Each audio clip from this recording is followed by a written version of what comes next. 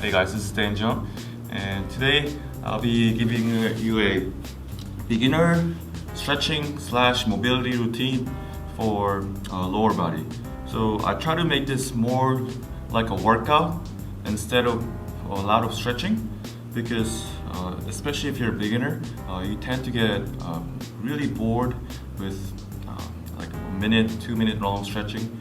So this will feel more like doing a workout, and it will also give you some strength on your lower body as well.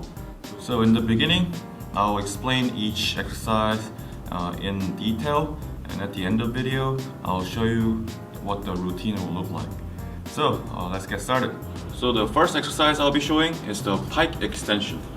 So have your legs together and bend over to your palms, or if you're not flexible enough, your fingertips touch the floor.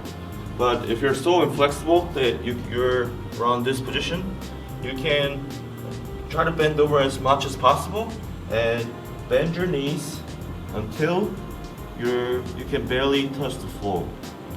From here, you're gonna squat down and squat up while still having your fingertips or palms on the floor.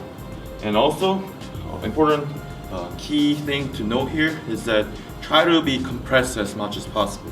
What I mean by that is have your stomach and thighs as close as possible while maintaining this position.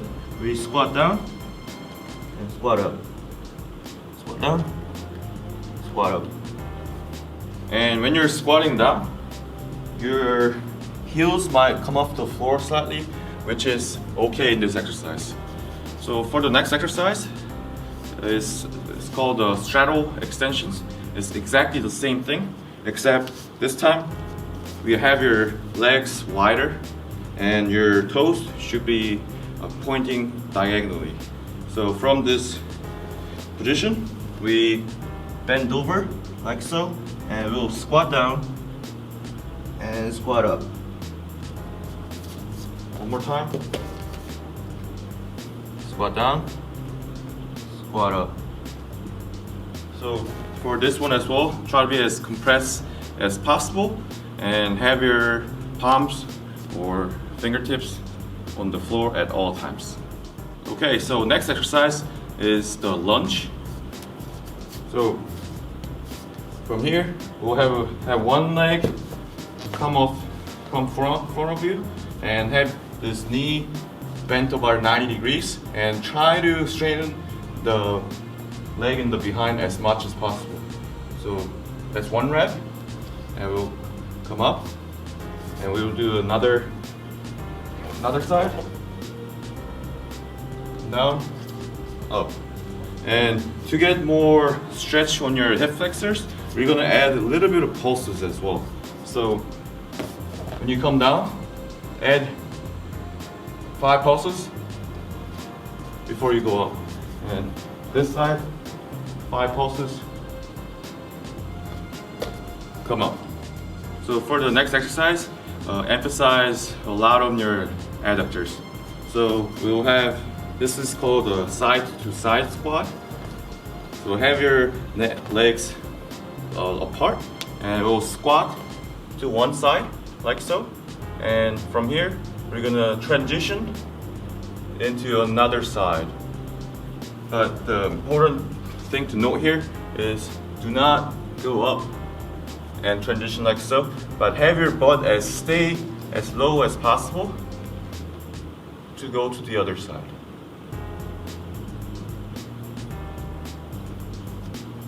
And it'll be nice if you can have your bottom of your feet stay on the ground at all times, but if you're not flexible enough, it's okay to have it a little bit come off the floor. And after we do some few reps, we'll stay in the middle position and then add 10 pulses like so. And also have your feet point to the diagonal direction as well. So the last exercise is the butt stretch, and this is considered as the rest for you. So sit down, have this knee bent, and cross your knee to the other side, like so, and try to touch your stomach to your legs as much as possible. If you're not flexible, this already will be a great stretch. But if you want more demanding stretch, try to lean forward as much, and cross over to the other side and give yourself some stretch as well.